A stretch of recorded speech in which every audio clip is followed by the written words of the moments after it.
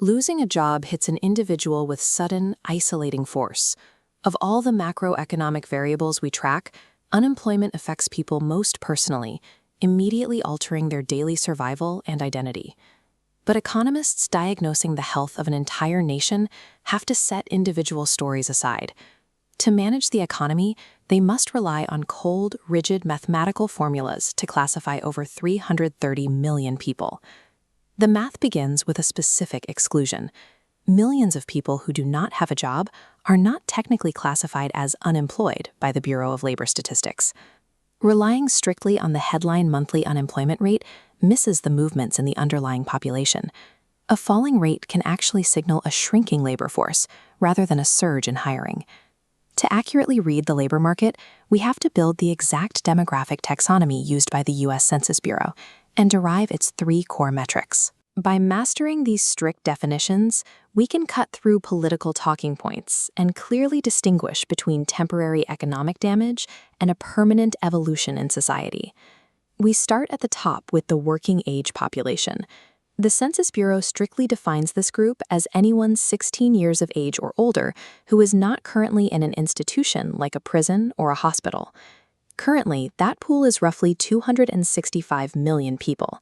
Next, we mathematically remove a massive segment of this group. Full-time students, retirees, and individuals performing unpaid work at home are filtered out because they are not actively participating in the commercial job market. The active individuals who remain form the labor force. By definition, the labor force includes every single worker who is either currently employed or officially unemployed. Notice how narrow the criteria is for that final blue sliver. To be officially classified as unemployed, a person must be out of work and actively looking for a job. This creates a critical data trap. If an unemployed person becomes discouraged after months of searching and simply stops looking for work, they are immediately erased from the labor force bracket entirely. This graphic displays exactly how the U.S. government calculates its labor market indicators. Look at the middle equation. The unemployment rate is calculated by dividing the number of unemployed people by the total labor force, not by the entire working age population.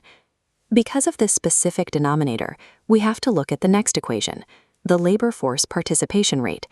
This metric is the ratio of the total labor force divided by the overall working age population.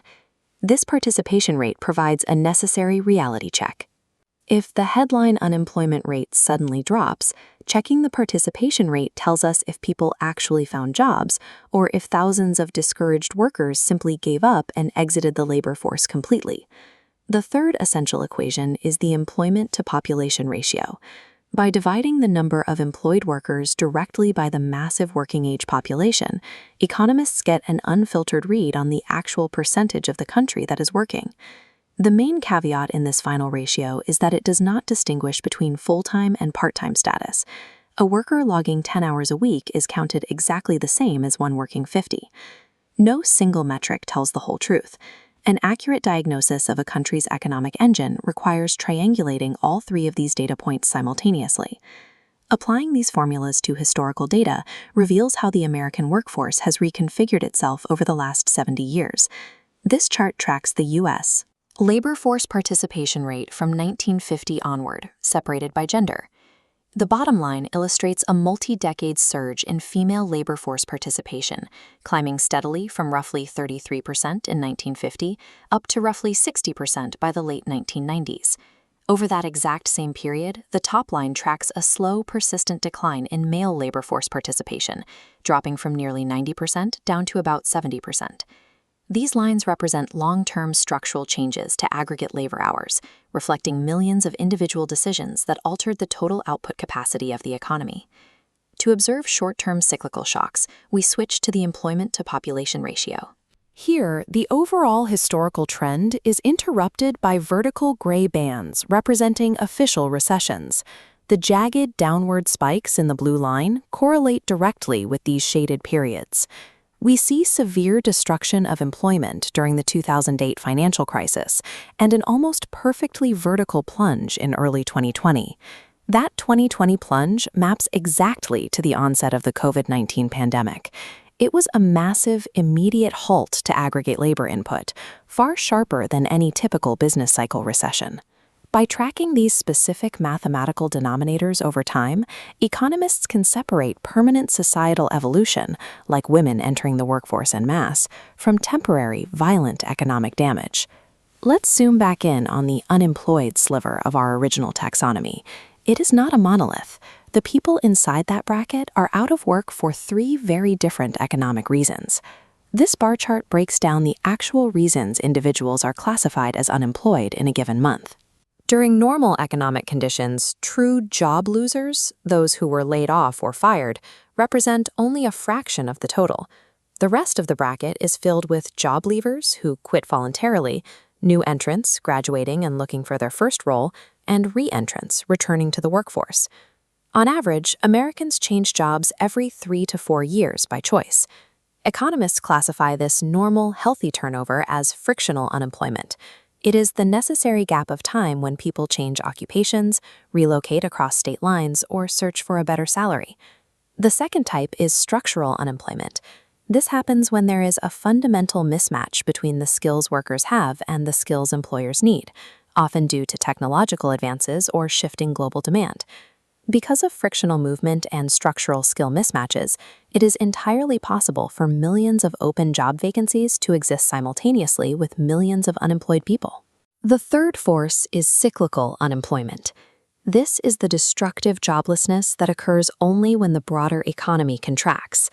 Auto workers losing their factory lines when consumer spending crashes, or retail staff facing mass layoffs due to pandemic lockdowns, are experiencing cyclical unemployment. Frictional and structural unemployment are embedded features of a free transitioning system.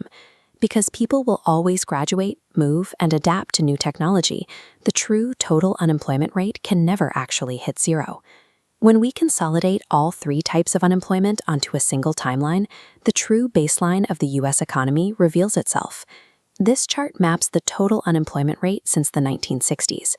The violent, jagged blue spikes piercing upward perfectly align with periods of recession. This is cyclical unemployment actively damaging the labor market. Beneath those volatile spikes runs a smooth red curve. It hovers continuously between 4 and 6%. It never touches the bottom of the graph. That red curve is the natural rate of unemployment. It represents the baseline level of frictional and structural unemployment that exists when there is no recession, and the economy is producing exactly at its full potential capacity. This creates a striking gap between public perception and mathematical reality. To an economist, an unemployment rate resting at 4 or 5% is often the signal of a booming, hyper-efficient economy operating at maximum safe capacity. Breaking unemployment down into these distinct subcategories gives policymakers the leverage they need to actually fix the system. If the goal is to lower frictional unemployment, the government can fund better job search databases and digital infrastructure, actively reducing the time it takes for a transitioning worker to find an open role. Alternatively, to combat structural unemployment, capital is deployed into highly specific training and certification programs designed to upgrade worker skills and clear the mismatch in the modern workforce. Without defining the exact mathematical taxonomy of the labor market, we would just be staring at a single scary number. By separating the data, economists can target the specific frictions in the system and actively engineer a lower natural rate of unemployment.